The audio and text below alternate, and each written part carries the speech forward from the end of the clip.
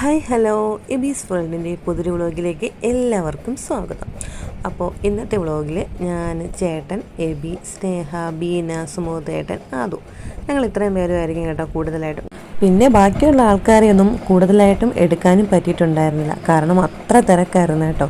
ഞങ്ങളെല്ലാവരും കൂടെ കൊച്ചിടത്തോയിൽ പെരുന്നാളിൻ്റെ അവസാന ദിവസം കാണാൻ പോവാണ് കേട്ടോ. അപ്പോൾ ഞങ്ങൾ ടൂറിന് പോയിട്ട് വന്നതിൻ്റെ പിറ്റേ ദിവസമാണ്. അന്ന് തന്നെ ശനിയാഴ്ച ദിവസം അന്ന് തന്നെ സ്നേഹം ഒന്ന് വീണായിരുന്നു കേട്ടോ. അതാണ് അവൾ കാലിങ്ങനെ ഏന്തി നടക്കുന്നത് കേട്ടോ. അവൾക്ക് നല്ല ബുദ്ധിമുട്ടും കാര്യങ്ങളൊക്കെ ഉണ്ടായിരുന്നു. പക്ഷേ ഞങ്ങൾക്ക് എല്ലാവർക്കും നേർച്ചയുണ്ടായിരുന്നു. ഞങ്ങൾ കഴിഞ്ഞ വർഷം അവിടെ പോയായിരുന്നു കേട്ടോ. ആ സമയത്ത് ഞങ്ങൾ നേർച്ചയൊക്കെ നേർന്നിട്ടാണ് വന്നത്.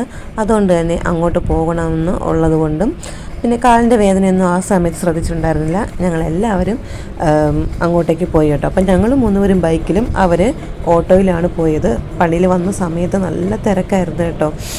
നമ്മൾ കഴിഞ്ഞ വർഷം ഇവിടെ വന്നിട്ടുണ്ടായിരുന്നു. ആ വീഡിയോസൊക്കെ ഞാൻ പോസ്റ്റും ചെയ്തായിരുന്നു. അപ്പോൾ അതുപോലെ തന്നെയാണ് ഇപ്രാവശ്യവും. ഞങ്ങളാണ് നേരത്തെ അവിടെ എത്തിയത്. ഞങ്ങൾ നേരത്തെ എത്തി പള്ളിയിലൊക്കെ പോയി അവിടുത്തെ കാഴ്ചകളൊക്കെ കണ്ട് എഴുന്നള്ളത്തിൻ്റെ ആ ഒരു സമയത്താണ് അവർ വന്നിട്ടുണ്ടായിരുന്നു കേട്ടോ. അപ്പോൾ ഫുൾ ഓൺ വോയിസ് ആണേ. അവർ വേറെ വഴിയും ഞങ്ങൾ വേറെ വഴിയും വന്നതുകൊണ്ട് തന്നെ ആ ഒരു സമയത്ത് നമുക്ക് തമ്മിൽ ഒരുമിച്ച് കാണാൻ പറ്റിയിട്ടുണ്ടായിരുന്നില്ല.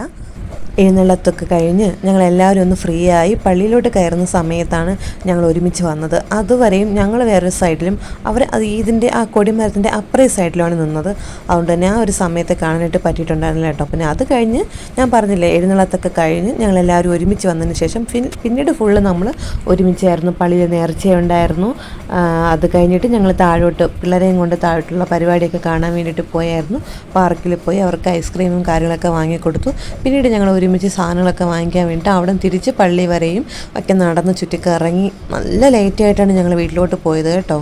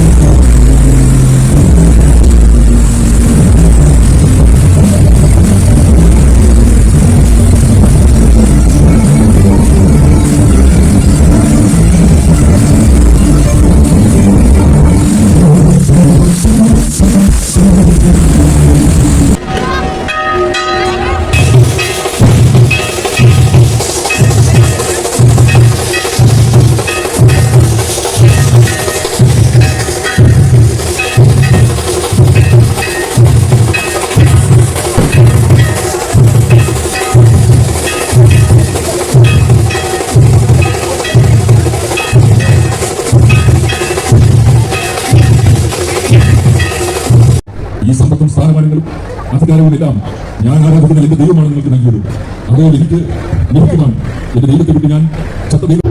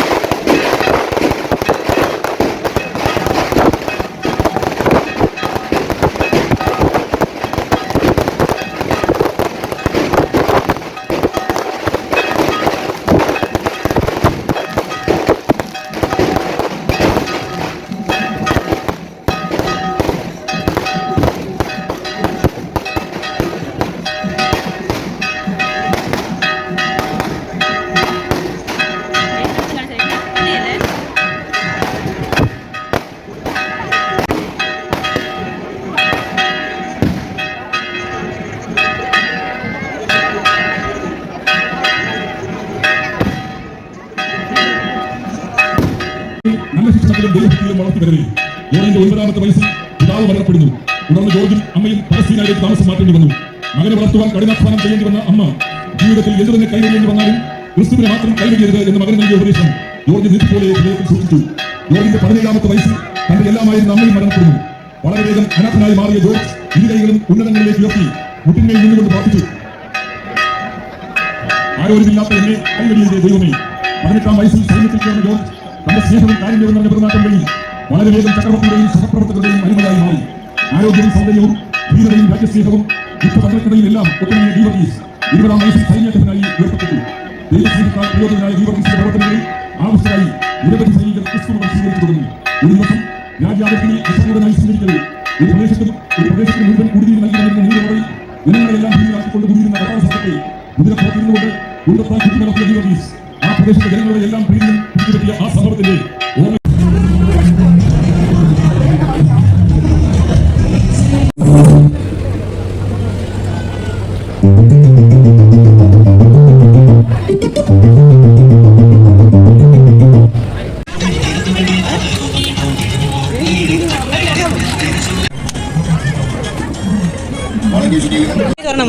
നോക്കട്ടെ പപ്പായ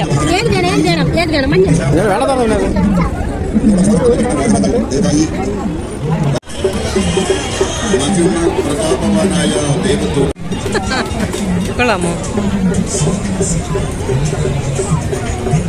കൊള്ളാമോ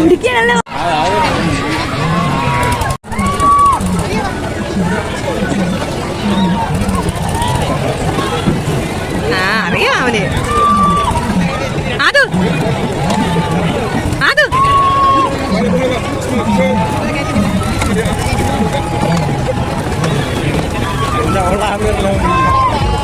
കറക്ക് കറക്ക്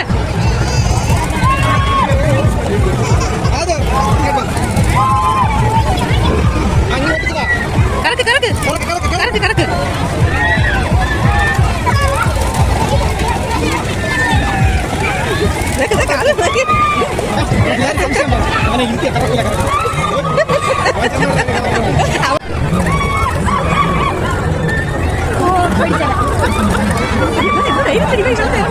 അവർ വിചാരിച്ചാൽ കറക്കൂലല്ലേ ഇവൻ കയറാൻ പറ്റില്ല ഈ പ്രായത്തിൽ കേട്ടില്ല അത് നമുക്കറിയാലോ അത് പറഞ്ഞ കറക്കൂലല്ലോ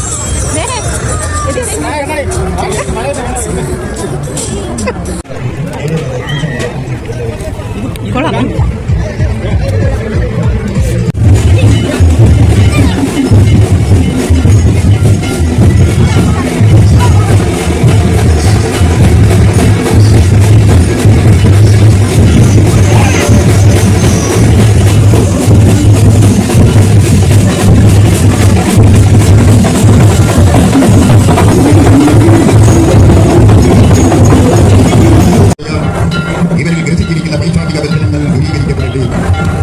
വിശുദ്ധന്റെ സാമാജികതയുടെ അന്തസ്സത്തെയും ശ്രദ്ധയും ഉൾക്കൊള്ളുവാൻ ഇവരുടെ മാനസങ്ങൾ ഗ്രസിക്കട്ടെ. സത്യസ്വരൂപനായ വിശുദ്ധ ജീവകിസേ, മനുനീരെ വിളിച്ചാൽ വിളിക്കേണ്ട പുണ്യവാനി, അങ്ങേ ഇവരുടെ ഹൃദയത്തിന്റെ ദിവ്യകൂട്ടുകൾ ആരാധനാമൂർത്തിയായി പ്രതിഷ്ഠിക്കുന്നു. ഇതുവരെ ഇവരിൽ ചൊരിഞ്ഞ എല്ലാ നന്മകൾക്കും നമോഭാഗം, നമോഭാഗം, നമോഭാഗം.